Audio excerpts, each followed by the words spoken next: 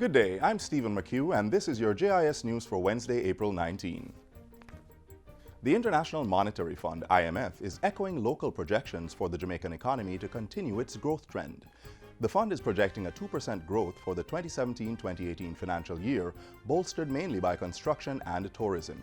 The announcement comes in a statement from the IMF's executive board confirming that Jamaica has passed its first review under the precautionary standby agreement. It voiced strong support for the government's programs towards economic responsibility and growth.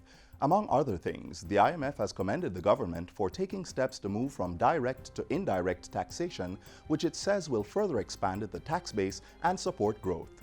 The IMF says government's sustained macroeconomic discipline and visible reforms have boosted stability and confidence. Inflation will decrease with the Bank of Jamaica's plan to introduce a market-based exchange rate pricing mechanism, and an increase in social spending in the 2017-2018 budget will provide greater insulation for the nation's poor and vulnerable.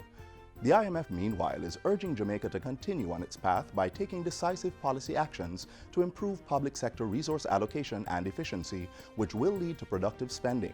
Among the targets, a reduction in the wage bill, strengthening budgetary controls, as well as lowering pension costs. A reduction in the number of public sector bodies while improving their monitoring is also being encouraged by the IMF. Jamaicans can now access free Wi-Fi service at 4 new locations across the island. They are St. William Grant Park and Olympic Way Hip Strip in Kingston and St. Andrew, Junction Town Centre in St. Elizabeth, and the Mandeville Town Centre in Manchester. The public Wi-Fi sites bring to 6 the number of free access points on the island. Minister of Science, Energy and Technology Andrew Wheatley made the announcement Tuesday as he contributed to the 2017-2018 sectoral debates. Minister Wheatley says the availability of public Wi-Fi is part of government's plan to create a knowledge-based society. These are initiatives geared towards improving the lives of all Jamaicans. We are ensuring, Mr. Speaker, that every nook and cranny we have connection. We are touching the lives of every corner, every single Jamaican.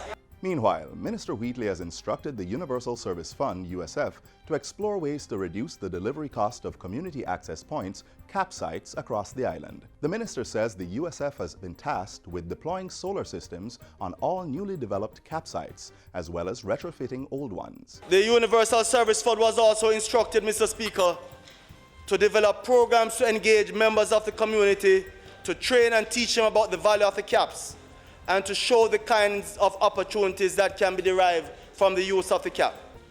I also instructed the Universal Service Fund to develop community awareness programs to ensure that the immediate community and surrounding areas know where they can find their CAP sites, and explore new ways of lowering the costs of keeping CAP sites up and running.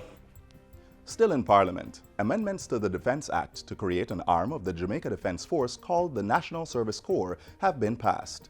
During last Wednesday's debating of the bill, Prime Minister Andrew Holness said the Service Corps will now become the route through which youth 18 to 23 years old enlist in the Army. Youth will join, spend a year being trained in military, vocational, and wider life training, after which they will choose to discontinue or sign a longer-term contract with the Army. Prime Minister Holness also disclosed that the National Service Corps is designed to serve all interested Jamaican youth at varying levels of education. There is a pre-technology training aspect which focuses on helping persons who have insufficient subjects to qualify for the NCT vet level training courses at the JDF's Technical Training Institute or other accredited HART facilities. So we are going to the lowest, Mr. Speaker, to make sure that they are catered to.